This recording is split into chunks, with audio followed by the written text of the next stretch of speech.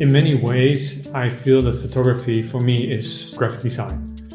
Because when you're a graphic designer, he gets a bunch of photographs, he gets some text, he gets a headline, he gets a logo. He has to create a visual hierarchy. And in my photography, I feel it's the same thing. You look at the scene and then you pick out like, okay, this is my main subject. This is the most important part of my image.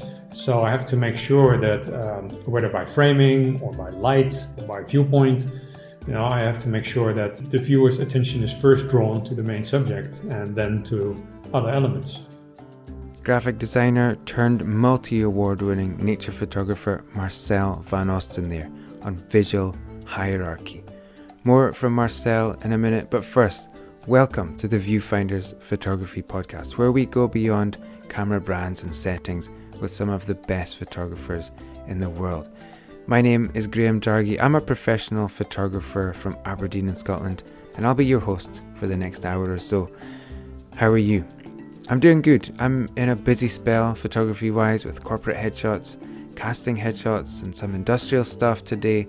So busy with the camera and busy with the computer for all the back-end stuff, processing, backup, admin, and at the very, very last minute, putting together the final episode of the podcast for this season. These 10 episodes have been so full of inspiration right from the start with Paul Sanders and his idea of receiving photographs, which seems to have kind of carried through more or less every episode in this batch. There have been some really special moments for me on a personal level, especially talking with my all-time favourite photographer, Gregory Heisler, which was such an exciting moment for me. Preparing for that call and doing the call itself stirred something up in me that I'd really forgotten was there. And not only has my photography journey taken a new direction, but I'm definitely a better and more focused photographer as a result, and I'm grateful for that.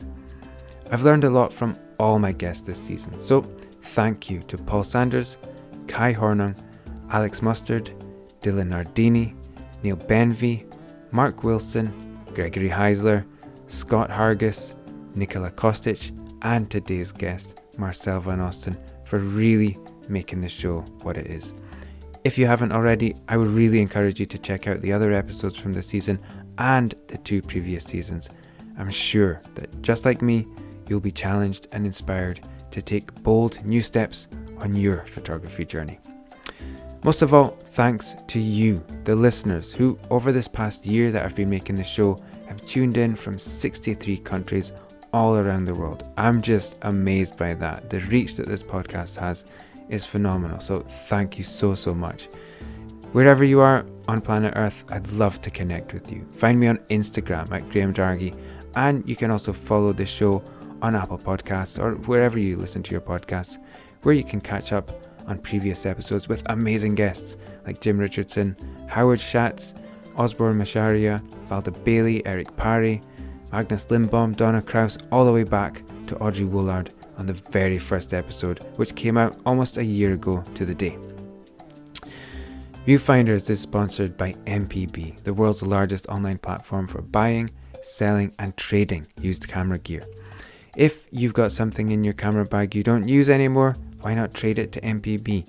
MPB makes it easy, and anything you buy comes with a 6-month warranty. There's a link in the show notes where you can get a valuation for your kit. Thanks to MPB who have sponsored this season of the show. I seriously recommend you check them out. Right then, on to this week's show. A very, very special guest. Marsel Van Oosten is a nature photographer based in South Africa, originally from the Netherlands. Marsel has some serious credentials. As well as being a regular contributor to National Geographic, he's also won Wildlife Photographer of the Year, Travel Photographer of the Year, Landscape Photographer of the Year, European Wildlife Photographer of the Year, IPA Nature Photographer of the Year, the National Geographic Traveller Award, and many, many more accolades. Hey, let's just call him the undisputed champion of nature photography. Before photography, Marsel had a successful career in advertising, and in our conversation, he shares the amazing story of how he took a year-long journey around Africa to build his portfolio when he began his career as a nature photographer. This is some great story. You're going to want to hear this. Marsel has just published a coffee table book, Mother, a tribute to Mother Earth, which draws on his epic portfolio to shine a light on some of the threats that our planet is facing. We talk about the making of the book, about how his background in advertising and graphic design informs his photography, what he's thinking when he looks through the viewfinder, and much, much more. It's always great to hear the thoughts of people who are the very best at what they do, and Marsel is undoubtedly one of the best nature photographers working today. I felt very lucky to have this conversation. I feel very privileged to share it with you today. I hope you enjoy this. Here's my conversation with Marsel Van Oosten. Hi Marsel, welcome to the podcast. How are you?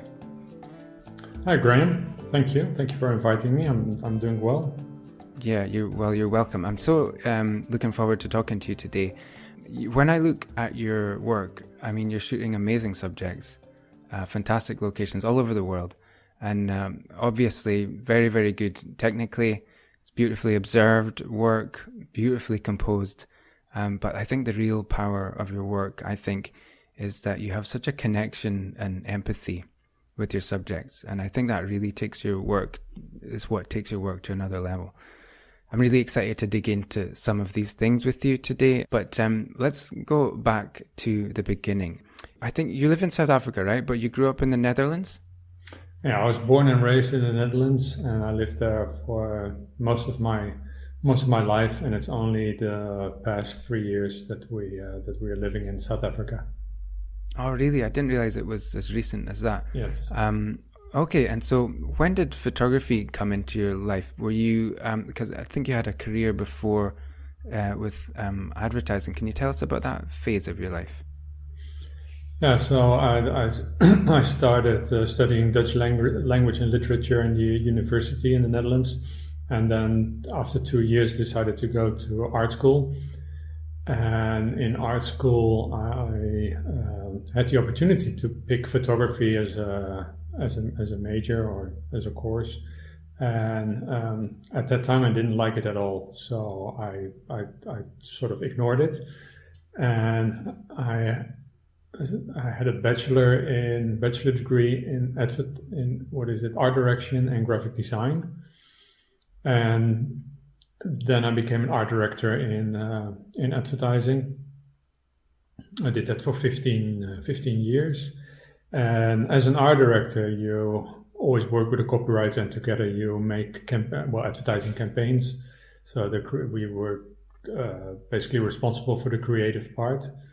So we came up with the creative concepts, and then every time a client approved the campaign, I had to select a photographer who would then photograph that campaign for me. So I would be basically the client for that photographer. And that's how I sort of got introduced to photography in a very serious way, because I was then responsible for the work that photographer would create.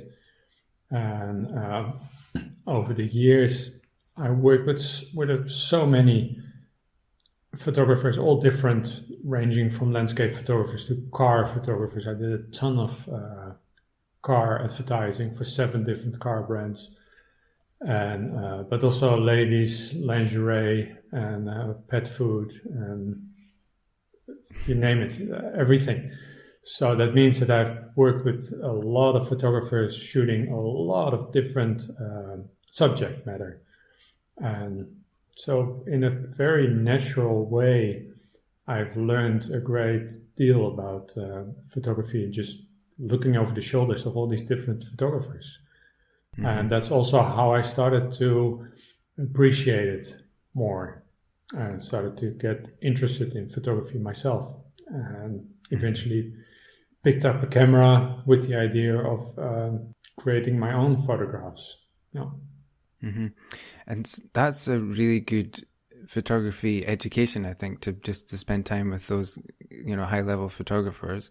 But when you picked up the camera, then I read on your website, it was a sort of a stress reliever for you as a hobby. What kind of photography were you doing at the very beginning for you? Yeah, so at the very beginning, I started like most photographers. I think that I only brought the camera basically on holidays. So wherever I spent my holiday, that's where I did all my picture taking. So that means that in the very early days, it was mostly like travel photography, and when I was back home, if I took photographs, it was usually also like a little bit of everything. Basically, I was not really focused on one thing. I also did still life that I liked, and just like street photography, and I was literally basically still searching for what I would later pick. And in hindsight, it baffles me that it took me that long to figure out what I actually wanted to do, because it should have been so clear based on the fact that I always spent so much time in nature. I always loved watching nature documentaries. I love animals. I love being outside. And so, I read on your website that you had a trip to Tanzania, which seemed to be a pivotal moment. Can you describe what happened there? I was interested to know what happened on that trip that really switched things on for you. Yeah, so in 2001, I married my now wife, Daniela. And so before that time, I was basically photographing a little bit of everything. And then we decided to go on a honeymoon to Tanzania. And that's when I realized that this would be serious. For the first time, I was going to shoot wild animals. I'd never been to Africa before. I'd never been on a safari. So I was really like trying to think about like what kind of gear do I need, and how do I need to prepare. And this was still in the early days of the internet, basically, 2001. And I found this online community called Nikonians, which is just a huge community of Nikon users. And I figured, why don't I just ask there what I need? What do I need to bring? How do I need to prepare? And I got a lot of good advice. And so I was well prepared in terms of gear. And then when we were in Tanzania on the safari, I was just blown away by the whole experience. It was like way more better than I ever imagined it to be. And right there, I decided, this is what I want. This is what I want to do much more of. And from that moment on, it was like very clear for me that wildlife and nature was going to be my primary subject to focus on. So in that sense, it was a pivotal moment. Can you talk about maybe a bit more about the power of that experience of being in Tanzania on the safari? What was it about the experience, the sights, the smells, the atmosphere that really got into you, do you think? Well, growing up in the Netherlands, there's not a lot of like raw nature. Like everything is planned and everything is it's all culture. So even the forests, they're so well maintained. It looks like everything is planted, and so I'd never really been in contact with like pure raw wild nature, and so then it's hard to imagine what it's going to be. And when we were there, you use the words already. It's the sounds and the smells, and just the vastness and like the chaos, and just like the total opposite of what I was used to with my normal life in the Netherlands. And also it was the total opposite of the line of work that I was in. So in advertising, everything is make believe. Everything is created.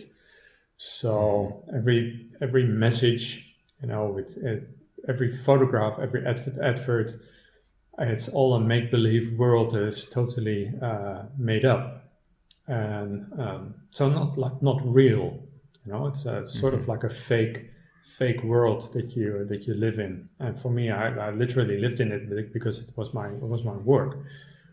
And so my first safari was the total opposite. It was so refreshing in that way. That was so pure and so real. Everything is exactly the way it is supposed to be, and it is not like it's not like a facade. And that I was really drawn to the rawness and the pureness of that whole experience. Yeah, I can agree with that. I've got some experience in Africa. My wife comes from Kenya. Okay. So, and it's the authenticity, I think, is the word I would use to sum up maybe what you're describing. Yes. That is just so appealing about, down there. I can speak about Kenya. I can't talk about the whole of Africa, but it's just an authenticity about the whole experience that is just, it brings you to life, I think. And so from there, then you realized, okay, this is what I want to do. So did you start to go back to Tanzania or explore other parts of Africa? What was your journey from there to when you moved to South Africa? Well, that's actually, so when I came back, then I was like totally inspired, and I wanted to do more animal photography, but realized that I was not particularly good at it yet, and that I needed to practice this a lot more. So I decided to visit zoos, to just try to photograph animals in a controlled environment, just to see how that would go. And then I got more and more serious about that. But at the same time, I just had my day job, so I was just working in advertising. And around that time, I decided to start my own advertising agency. So that's that was a very hectic decision, because it just had to take a lot of risk, because I had to put a lot of money in the company. So those were exciting times and very busy times. So I didn't have as much time to focus on my hobby anymore. And that was basically the start of my last phase in advertising, because when I had my own company in the beginning, I really liked it. And then, especially because I've realized that as a creative person, it's just really nice to be your own boss and to be able to decide for yourself which clients you want to work for and which ones you don't. So that was all very nice. But then, after a year, I realized, in the end, it's basically still the same thing. So I started to get frustrated with clients and frustrated with my work, and then I realized that I was really fleeing into photography constantly. So my then serious hobby became like therapy for me, and every free moment I wanted to photograph. I wanted to be outside. So then I would get up super early, drive to a nature reserve just outside of Amsterdam, and photograph there around sunrise, and then drive from there straight to the office, and then have enough energy for the day. And so now you run photography tours and safaris all over the place. And so was there a point where you just one thing took over the other? Did the photography just take over, or did people start to ask you to take you to these places, or how did that come about? So then I have to take 2 steps back. So eventually I got so frustrated with my work in advertising that I decided it's now or never, and I want to become a full-time nature photographer. And so I did that, which was a massive jump into the deep. And then I realized, I talked about it obviously with my wife, and then we decided, we really have to give this some very serious thought as to how are we going to make this work. because I mean, in advertising you can make good money, but I knew from the start that in nature photography there would not be a lot of money to be made. And so we decided to have a brainstorm, and we locked ourselves in a hotel on one of the Dutch islands. So off season, I'm very quiet, no distractions, and so we brainstormed there for a weekend, coming up with all kinds of ideas. And the most important idea that we had was I didn't have a good portfolio, because if you only take photographs on your holidays, you don't shoot a lot. So you go on a holiday maybe twice a year if you're lucky. So that's not a whole lot of subject matter. And so I realized that before I can stand a chance as a professional photographer, I first need to work on a portfolio. And that meant that I wanted to travel for a full year in Africa to just shoot. So then after that year, I would have a massive portfolio of all the African wildlife. So we made a very elaborate plan as to where I wanted to go and what species I wanted to photograph, what time of year, etc., etc. We had all these printouts made. It was like a whole calendar, and we put it up on the wall. And then by the time we decided, okay, this is the perfect plan, then my wife started calculating what it would cost. And then the cost, it was like I think it was like 100,000 euros or something. It was insane. So we were like, okay, well, that's not going to work, because I mean, I saved some money, but that was just serious money. So then we realized that we can't just spend 100,000 euros just on a year traveling. So we had to come up with a plan as to how are we going to get 100,000 euros to do that. And then we thought we have to create something and we have to create something that we can sell or that's worth money. And we came up with the idea to create a book, and a book on safari lodges, because then we would be able to sell the book to the lodges. And that means that then we could charge the lodges money instead of paying the lodges money.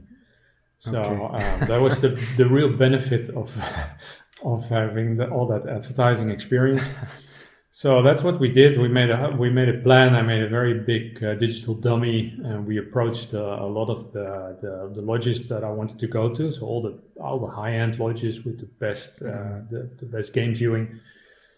And it took a little while, but then very quickly one after the other said yes. And then before we knew it, we had all these lodges. I think it was 48 lodges that had all said yes, we want to be part of this project. And then we also managed to get all our flights sponsored, the small flights, so the domestic flights, and our rental cars, etc. So instead of spending 100,000 euros for a year in Africa, we actually got paid for the entire project.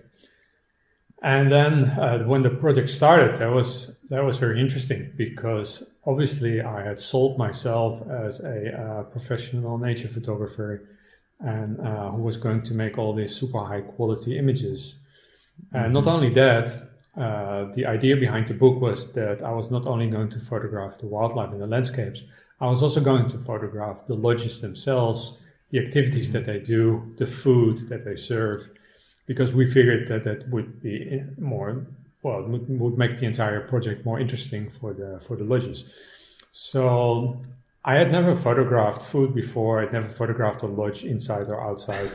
So I just did everything on instinct. Luckily, my wife also worked in advertising, so we both had quite a lot of experience on sets and on shoots, etc. So we had seen other photographers shoot food. We had seen other photographers shoot interiors. So with all that experience and memories, we sort of just started,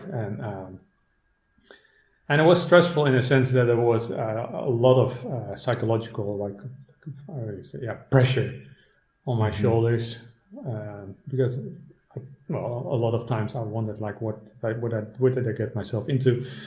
But eventually, it worked out very, very nicely, and everything looked great. Lodges were happy, and that whole year it flew by. It was extremely hard work, but it worked out exactly the way we wanted it. Because at the end, when it finished, I had a very large portfolio, Africa portfolio, and a book.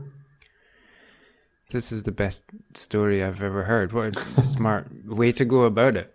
And so were you able to lean on those connections to go forward to build the business after that? Yes. Because there were lodges who didn't want to pay us like in money. And we said, well, if you don't want to pay us, it's fine. Then you're just going to pay us in nights.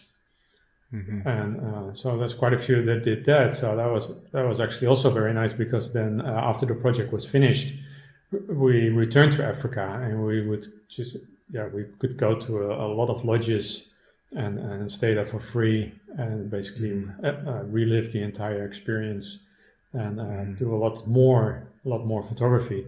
And there's still lodges that we visited for the first time for the book, that we still visit now, up to this day. Okay, that's just such an amazing story. I'm so impressed by how you've put that together. Let me ask you quickly about Namibia, because I saw on your website that you said that was your favorite place. Can you talk a little bit about what it is that makes Namibia such a special place for you? When I was still in advertising, as an art director, you get a lot of requests from photographers who want to show you their portfolio. Obviously, because they want to, they hope that you like the portfolio and that you hire them. And I still very vividly remember one day there was a photographer who visited me and showed his portfolio. And it was a lot of travel kind of photography. And he showed a couple of images, and there was a place that I had never ever seen before. So this was actually before internet. So I've never seen that before, and I was just amazed by the landscape, and very surreal looking. So that was just in my memory. And then when Daniela and I were making the book, I knew that Namibia was going to be on the top of my list, because I really wanted to see those places for myself. And then when we were there for the first time, that was just amazing. It is so different from all the other countries in Africa. It is super wild, but it's also very barren. It is very empty. It's one of the least densely populated countries in the world, so there's not a lot of people there. You can drive for hours on end without seeing another person, especially back then. And everywhere we went, all those landscapes, it was 100% what I love in terms of aesthetics. So it was just I love trees, and the trees there are all amazing looking, very very photogenic, and very very very different from anything else. Deserted diamond mining town, also extremely surreal. I think surreal is probably the best word to describe my experience there. And it was actually when I started posting my first images on the internet years later, I got so many comments and requests from people like, if the next time you go there, I want to come along. And that was actually the reason why my wife and I decided to start running photographic tours, which back then was only a handful of people that did that internationally. So we still had to figure out a lot, like how to do that. But Namibia was the country that started everything for us in that sense. I wanted to ask you specifically about your thoughts when you have the camera in hand, your eyes in the viewfinder, because I think composition is your compositions are so strong, and I read on your website you tried to simplify, get rid of extraneous. Simplicity is the ultimate sophistication. I wondered if you can talk a bit about your approach to composition when the camera's at your eye. What are you thinking at that moment in time? So I'm extremely outspoken in the sense that I know very, very well what I like and what I don't like. There's never any doubt. And I like my images to be very, very clean, like extremely clean. I like them to be hyper organized. So that means that, for instance, I want there to be a clear visual hierarchy so that there's no confusion as to where to look first. It's important for me. I've always focused on clean outlines and strong shapes and graphic lines. And ideally, I want my subjects to be separated from each other. And I go through great lengths to try to achieve that, even though that's usually, it's kind of difficult in nature to accomplish that. But my favorite photographs are always very clean, very graphic. They're totally uncluttered and almost sterile. I hear that a lot. Some people say your work looks so sterile. And I know that they mean it in a negative way, like devoid of emotion. For me, it's actually a compliment because I love my images to be like very, very neat, almost staged, like that you think like it's like, oh my God, how is it possible that all those elements are so perfectly positioned inside the frame? So that's what I'm thinking of and looking for when I look through the viewfinder. I was wondering if you're training in graphic design, and obviously there's a visual language there, adding in advertising. I don't know anything about advertising, but I suppose you're trying to connect or create an emotional response with the viewer with advertising. How much does that background feed into your photography language? Yeah, so a lot. Both do in a different way. So the graphic design part is very important because in many ways I feel that photography for me is still graphic design, because the what I do, it feels like the same. When you're a graphic designer, he gets a bunch of photographs, he gets some text, he gets a headline, he gets a logo. And then he has to try to arrange all those elements within the boundaries of a page, and he has to make it look attractive. That of course, and he also has to make sense. He has to try to create a visual hierarchy so that it's very clear that you look at the visual first, and then the headline, and then you start reading the body text, and then you end up at the logo. So there's always this like particular order. And in my photography, I feel it's the same thing. You know, you look at the scene, and then you pick out like, okay, this is my main subject. This is the most important part of my image. So I have to make sure that whether by framing or by light or by viewpoint or angle, you know, I have to make sure that the viewer's attention is first drawn to the main subject and then to other elements. And also my preferences are also the same, you know. And when I was designing, I had the same preferences as I have now with photography, which is still two-dimensional. So it has many similarities. And then as for advertising, what I learned is that in advertising, it's very important that you grab the attention of the viewer very, very quickly, because no one asks for advertising. You're an uninvited guest. So people who want to read a magazine or want to read a newspaper, they don't actually want to see the ads.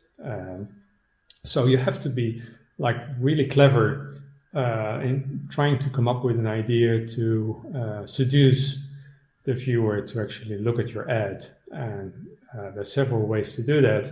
One is to just make sure that what you're showing looks very intriguing. But also you have to make sure that it's very simple, that your message is uncomplicated, so it's single-minded message. And then the third thing is that you have to do all that in like a couple of milliseconds. Mm-hmm. And that is still part of my instinct. Now, when I take a photograph, I want everything to be not only from an aesthetic point of view, but also just from trying to make the image work. It needs to grab your attention quickly, and it needs to have a single-minded concept. Yeah, that's amazing though. It's really interesting to hear that unpacked. All experienced photographers will go into flow, I suppose, in that way. Not all of us have that education though, I think, with what you've spoken about there, which I think adds so much to your photography. I really wanted to ask you about your book, which is out now, Mother, and you've just recently published it. Can you talk a bit about the idea behind the book and just tell us a little bit about the project, how it came together and what that's about?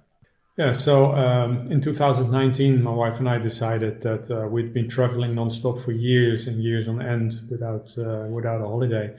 And we decided, we're tired and we're constantly in airports and airplanes and just running. We need some time out. So we decided that we would have a sabbatical end of 2019. So then half December 2019, our sabbatical started. And then almost right away, I was contacted by a publisher in the Netherlands who said, would you not like to make a book, nice photo book? Mm-hmm. And so I decided to have a chat with them. So we went to the publisher and talked. And then I thought, this it's actually a good idea, and this is a good time for it because I have no tours now. I have all these months of free time. So I thought this would be good because I've been shooting for 15 years, so I have a ton of material. A lot of it is good quality for a book. So I thought this might be a golden opportunity for me to do it. And so I told them, I'm open to the idea, but I only want to do it if I can do it like my way. So I don't want to be restricted in my creativity. And they were very cooperative. They said, yeah, sure, just whatever you want. So that's how it started. And then I started thinking about the concept, and I knew already, because I have so many photographs of such different subject matter from all over the planet. And I thought, nature has given me so much over the years, and I wanted to just show my appreciation for Mother Earth. And that's how I thought about the idea of it being a tribute. And that's how I came up with the word mother, because I attribute to Mother Earth. I really like the word mother also very much. It's so full of emotion, and that's how it all started. And then obviously I didn't want the book to be just a book with pretty pictures, because to me that would be too shallow. Then it would be just like a slideshow on paper. And so I decided that I wanted to use the opportunity to share my concerns about the threats that Mother Earth is facing. So a very strong conservation message throughout the book, and I did that by addressing it in the introduction, and I did it by writing in the captions. Every image has a caption, and most of the captions actually I write about the threats that are facing that particular location or that particular animal. that is in a nutshell how it started. It seems like it's a huge volume. I mean, it looks like a massive piece of work, and obviously hundreds of pages, I think. That seems like that's the kind of project that creating it would just be all consuming and take a lot of effort and energy. You were saying before we hit record here that you'd been doing that, well, over the last year, obviously, but you were taking time out anyway, and then maybe the pandemic as well. So that's something you've been able to really throw yourself at this last year or so. Yeah, so initially I thought that I was just going to use my sabbatical to make this book, because I thought I have so many images already processed. So I'm just gonna, put the images in a book. I'm just gonna write captions, and then I should be finished in like 3 months. And that was even I know that's not realistic. Yeah, and it's stupid, because that first book that I told you about in the beginning, that took me a year to make, and I did everything myself back then. So I did all the design, I did everything, all the photographs, all the processing. So I should have known better than that. When I started, I thought I would do this in 3 months. And then very quickly I realized, oh my God, this is never going to work. I can't do this in 3 months. And then the pandemic started, and then suddenly all our tours were canceled. And at first we didn't know how long this would take, but pretty quickly we realized, oh man, this is going to take much longer than anyone thought. And meantime, I was just working on the book, and I was just really, apart from the stress that it caused in the beginning of not knowing what would happen to our business, I was really enjoying the extra time that I suddenly had for the book. And it meant that I could now do something that I hadn't even thought about, which was go back to the beginning and start going through my archives from the very, very, very first trips, and just plow my way through there and see if there's anything that I forgot or ignored back then. Yeah. Were there things from way back that you really discovered? It was so interesting, because what I then experienced was that there were so many images from like 15 years ago that I processed, and then I went back to that folder where the images came from, and then I saw, but why the hell did I process? Why did I pick that image? There are others that are way better, but clearly at the time I didn't see that way. I ignored those. I didn't give them a star, and I gave like 2 or 3 stars to that image that I processed, and I now look back and think that's wrong. So I started reprocessing a lot of images, and I started processing all these files that I had been ignoring for more than 10 years, and that was just so nice to do, because it was almost like Christmas. You would open a folder, and every now and then there would be all these presents in there. And it would be so long ago that a lot of times I'd actually forgotten about it. So I was like, oh my God, this is amazing. How come I've never realized it? And I think I spent in total almost 4 months just only going through the folders and selecting images for the book. And it's because of the pandemic that I ended up with so many more images, and that also made the book a lot heavier and bigger, because I ended up with much more pages, which luckily the publisher didn't mind. And so it's now the Dutch edition is 400 pages. So that's really it's a massive body of work. It looks amazing, and from looking at your feed and your website, it just looks like something that would be a great thing to own. People can get that on your website, or there's a website for the book. I'll put the link for that in the show notes. But just so that we can say it out loud in case people don't check the show notes, what's the website for that?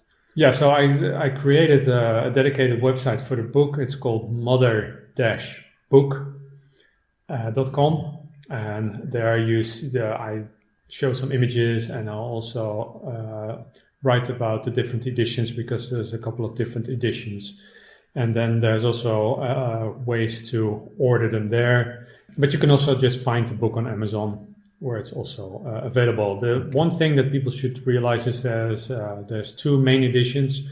One is a Dutch edition, and that's actually one that has more pages than the international edition. So that also explains the difference in price. And then there's also a limited edition, and that's just a very extravagant version of the book with a lot more pages and double fold outs and a very luxurious box, everything designed by me. Okay. I was going to ask if you had a hand in the design of it. So was that for the luxury or special edition that you did the design? Or I did the design for everything. The whole book, I designed everything. So from the typeface to the cover to all the text and everything.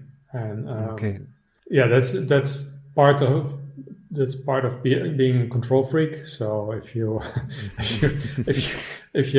like I said, I have a very clear opinion about what I like. So it's difficult then to give that part to someone else. So I decided I want to do it myself, and knowing that it only makes the project take a lot longer. Yeah, I understand. I have similar tendencies to that, but far less skilled.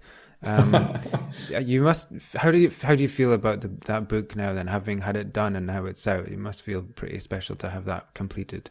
Yeah, I'm so happy that I did that, and it just feels like it's the perfect moment. Looking back, it's like I said, 15 years of work, and it is really, there's no comparison. If you have images on your computer, or you put them on the internet, somewhere, it doesn't compare to either a print or a printed page in a book. It's just completely different from holding a book or looking at a monitor. There's no comparison. So it is so much nicer to feel the paper and to be able to flip through a book, and your whole state of mind is also different. I think you sit down with a book and you take time, whereas online you just start frantically clicking on everything and scrolling, and it's it's entirely different. But yeah, I'm happy because I had so much influence on everything. So it's I was able to control every part of the process, and that's why it turned out the way that I wanted it to.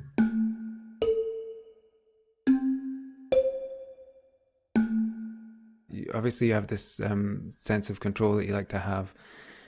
You're working in wild environments where you really can't control everything or many things. How do you balance those things when you're shooting, where you're just in the wild, but you have this need to just kind of have things just the way you like them? Yeah, that's a good question, because part of being a wildlife photographer is having to deal with the fact that you have so little influence over your subjects. So in that sense, it's probably you can only compare it to a news photographer or something where it is similar. This is both the most frustrating part of what I do, the not having any control. It is also what makes it very attractive, because it's a bit of like going to the casino. There's always this sense of excitement. You never know what you're going to get. You might return empty-handed, but you also might win the jackpot. And luckily, that happens every now and then. That said, I still try to get as much control as possible over the situation in different ways. So, for instance, one way is to be able to predict what's going to happen, and the way to do that is to learn about animal behavior, both from just looking it up and also from experience. After a while you start to learn how an animal behaves, and also you just know the routines. You know, okay, the temperature is dropping, or the light is dropping. So now the animal is probably going for a drink, you know. And knowing that, then you have more control, because then you know almost certain what's going to happen. So then I can make sure that I'm at the perfect location at the right time. And then the only thing is I have to wait for the animal to appear. I still have very little control, because I have no control over how the animal is going to pose for me, what direction it's going to face, if it's going to do anything interesting, you know, if it's on time for sunset, or, you know, maybe it's too early, then I have crappy light. Maybe it's too late, then the light is gone. So all these things are difficult, but I always try to control it by learning as much as possible about the subject, and also about the location. So knowing about the circumstances, the weather conditions that I can expect, what the light is doing. So then you have sort of like a plan. You know, I'm gonna try to get this photograph, so that means that I have to be in this area around that time for this and this species. So that already narrows it down quite a bit. And then still, it's most of it is pure luck. After that, once you get everything that you can control the controllable, and then you work or play within that, I guess. Yeah, and then it's just a matter also of just keep on trying, because that's something that most wildlife photographers are very familiar with and also quite comfortable with. It's just, you never give up and just keep trying, because, you know, the more you try, the luckier you get. It might happen. It might never, but if you don't try, then you're never going to get it. Okay, let's quickly talk about gear for a minute. And the gear round is sponsored by MPB. So I believe you're using Nikon equipment. Can you just quickly take me through, this might be a long list, but what's in your bag for a typical, say, safari? It's actually not that super long. I have a lot of gear, but there's only a few bodies and a few lenses that I will always or almost always bring.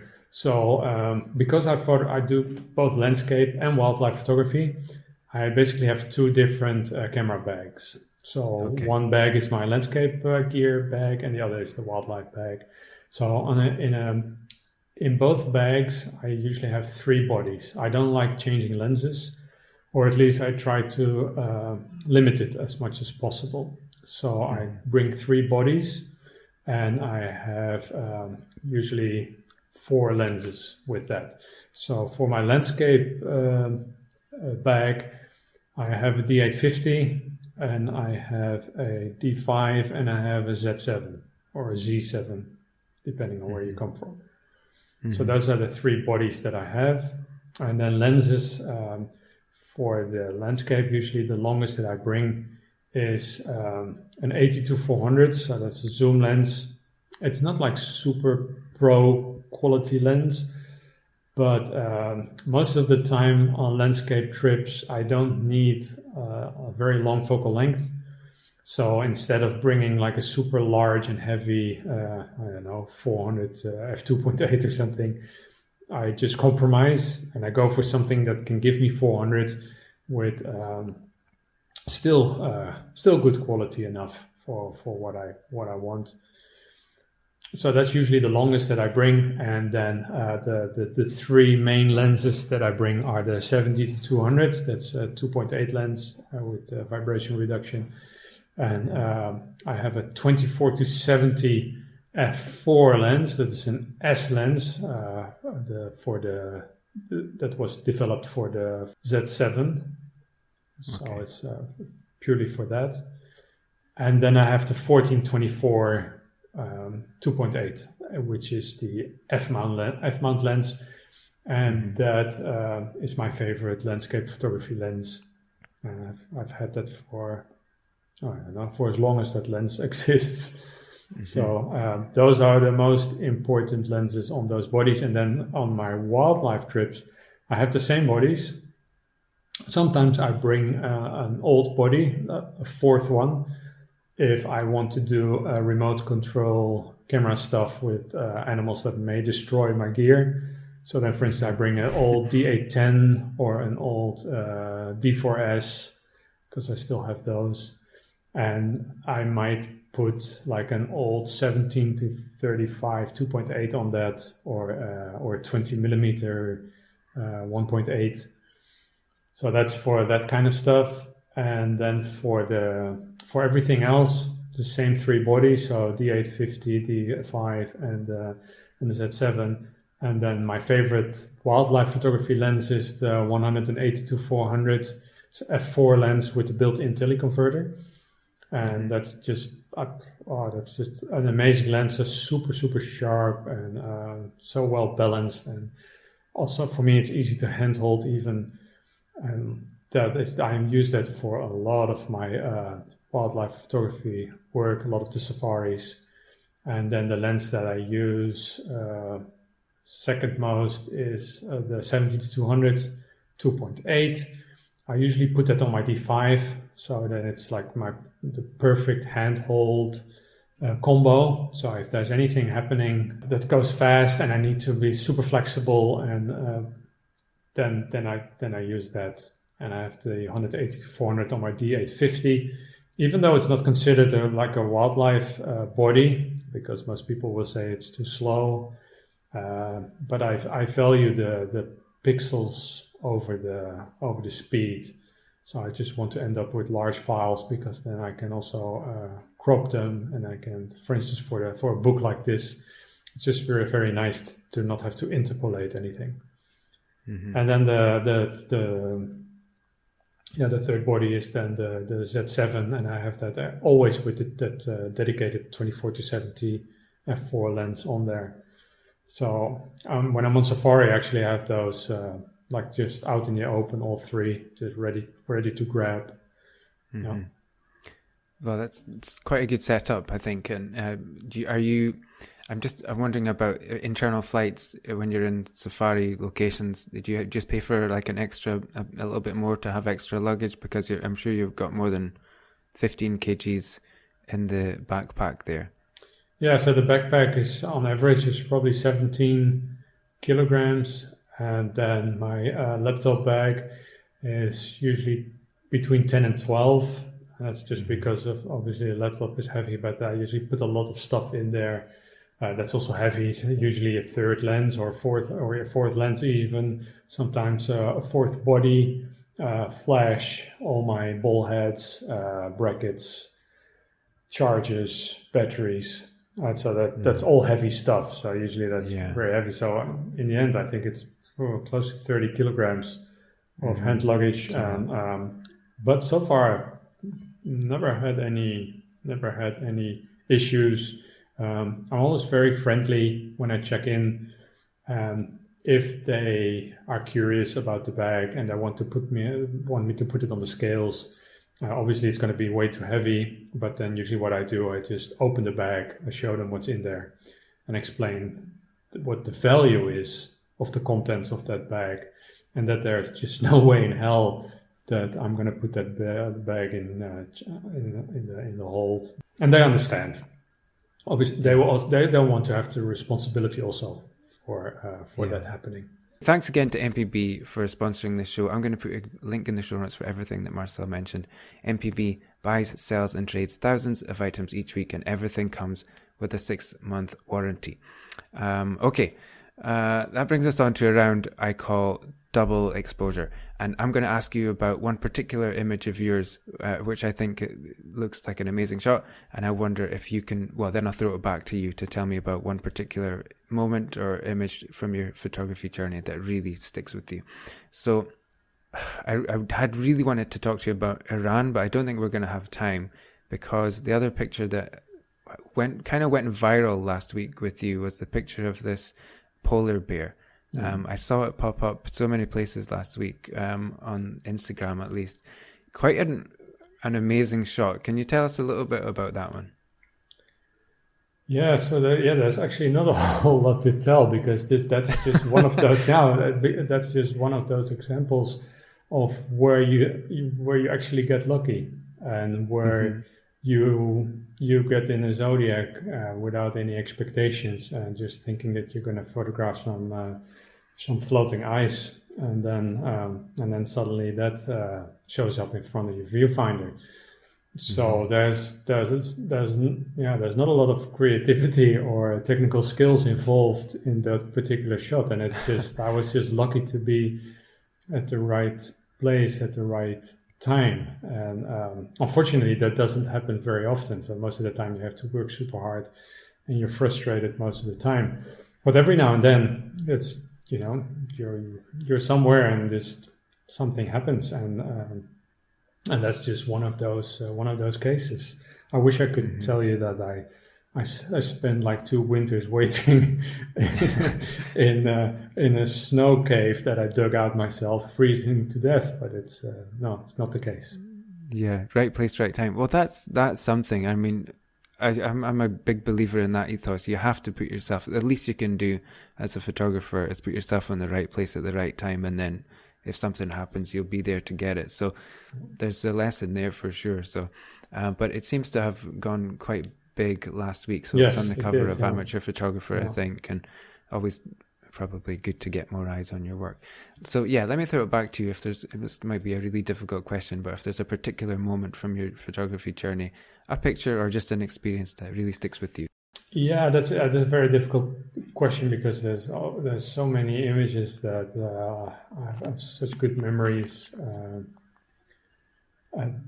The easiest answer for me would be to refer to the image that's on the cover of the book, because that was an important image for me in many ways.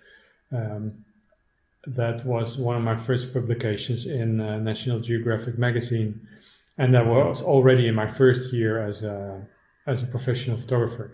So when I set out to become a professional nature photographer, obviously I had all these goals in the back of my head, like one day I would like to have this, and one day I would like to achieve that, and then you have something to work towards.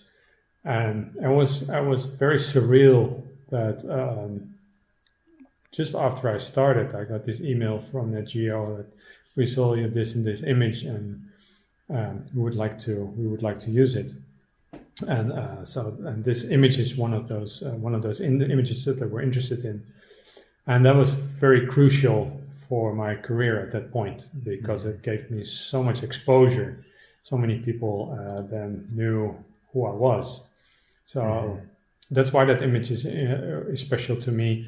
And it's also very special to me because that image embodies everything that I try to get in my photography. So my ideal photograph is a landscape photograph with an animal in it. That's just what I like to do most. So that polar bear image is right up there. So I like to show a lot of the habitat, a beautiful landscape, and then the animal in there, usually quite small, but more like to bring the landscape alive. That's how I see it. I can appreciate a good landscape, but if there's an animal in it, that just brings the whole thing to life, and then the landscape also, it gains so much more meaning. It's just not just like beautiful mountains and a beautiful stream. If there's an animal drinking there, then suddenly it becomes much more than that. So that's the other reason why that image is so important for me. And I have very good memories of when I saw that happening. I still can recall it like it was yesterday, because if you're a photographer and something like that happens, you clearly realize immediately, like, oh my God, once in a lifetime opportunity. I better not screw this up. And so the very, very hectic few moments, and very glad that it all worked out. So the image we're talking about then it's an upright image with Victoria Falls with the elephant on the top. Is that the one that you're talking about? Yes, I should have mentioned that. There's only audio. Yeah, it's quite an extraordinary shot though. Like, so you were just there, and the elephant wandered along, or how did you come to that? I was. This was during the project for the safari book that we were shooting. So that was at the the start of my career, and we were shooting for one of the lodges, and one of the lodges had one of their activities that they offered was a visit to what they call Livingston Island, which is a sort of a small island right at the edge of Victoria Falls. And so we decided to go there and do some shoots. And then we heard from a local guide that there was this lone bull that they saw hanging around in the area. And that's when I realized, like, oh my God, imagine if I can get like an elephant here with the falls. And we decided to hang around a little longer. So I had a few more visits, and I eventually got lucky when this actually happened. And it's just a very special image because this is the only image of an elephant at Vic Falls.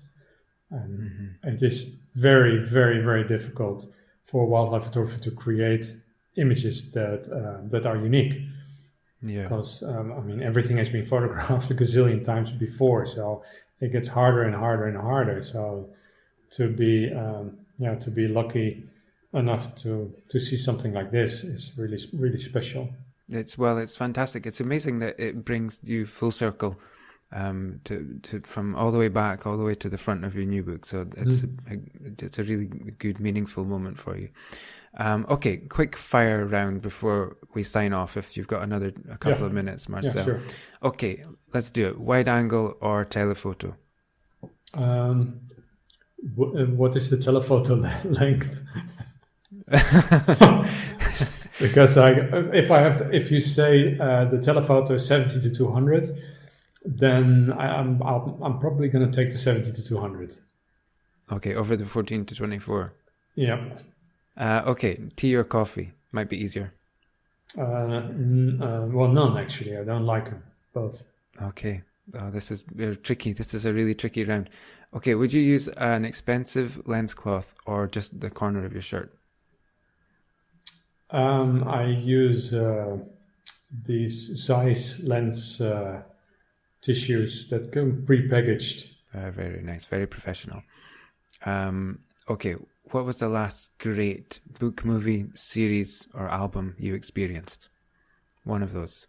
I'm currently watching a police series called Chicago PD. It's not very deep or anything, but it's very entertaining. So after a long day of work, it's nice to. Yeah, you need that sometimes. What's a weird thing I can find in your camera bag? That's such a good question, this. A weird thing. Wow, this is way more difficult than I thought it would be. There's really no weird. Yeah, there is one weird thing. So I like to use on the cameras that don't have a flip screen. I use the right angle finder, and the right angle finder you can screw on the viewfinder. For some reason, I always break those. So I hit them, and then I break off the entire viewfinder, and this is terrible. And I once posted about that online on Instagram, and then there was one guy in Lebanon, of all places. That I've met before. He's a very nice guy, and he does a lot of 3D printing. And he read about my complaint, and then a couple of months later, I got a package, and he sent me something that he designed himself, which was basically a little piece that I could slide over the right angle finder to avoid it from snapping off. And so I have a couple of those in my camera bag, and I'm pretty sure no one else has that. Yeah, that's definitely weird. That's a great answer. Okay, name a photographer we should all know about. Favorite photographer? Okay, so I'm gonna name a Dutch photographer. So obviously, I'm also Dutch, and it's a completely different genre than what I shoot. But it's his name is Erwin Olaf. So that's Erwin. That's his first name, and then Olaf. He's a people photographer. He does portraits, which is everything that I hate. so I don't shoot people. I prefer not to. But I've worked with him once when I was still working in advertising. And the way that he works and his dedication and his eye for detail, and especially his eye for light and color and mood, is just, it's so inspiring. So I absolutely love his work. But when I look at his work, I look beyond the subject matter. I look at everything else. I look at the compositions, and and I'm just looking at those images, and I think, how cool would this look if that woman was a lion? So that's, yeah. I do understand that. Last one, Marsel. When do you feel at peace with the universe? Never. I'm always thinking. I tend to overthink and over-rationalize everything. So I'm like, my mind is never like totally like in a relaxed state. Mm-hmm. But if I'm out in nature, that's really the moment that I like most. There's a couple of photographs in my new book that I shot in the cypress swamps in the US, and those experiences I count as probably my best wilderness experience that I've ever had. The calmness of floating over the water in pristine wilderness, the quietness and the beauty. Yeah, those are the moments that I feel like, wow, I'm so fortunate and I'm so glad to be alive. That's such a great answer, and coming from someone who's traveled as much as you have, that really means something as well. I want to thank you so much for your time, Marsel. There's so many other things that we just wouldn't have time to get to. I really appreciate that. I'm going to put a link in the show notes for everything. I highly recommend that listeners check out the book. It looks like something really, really special. So thanks for your time, Marsel. I wish you all the very best. Yeah, you too. Thanks for having me. Thank you so much for listening. Follow Marsel on Instagram and check out his website to find more about his photography, his tours and safaris, and the book. Links to all of these things are in the show notes. If you like this episode, then check out my conversations with Jim Richardson, Alex Mustard, and Guy Edwards. I think you'll like those. That's all for now. I'll be back with season 4 in a couple of months. In the meantime, have fun, enjoy your photography, and I'll see you out there.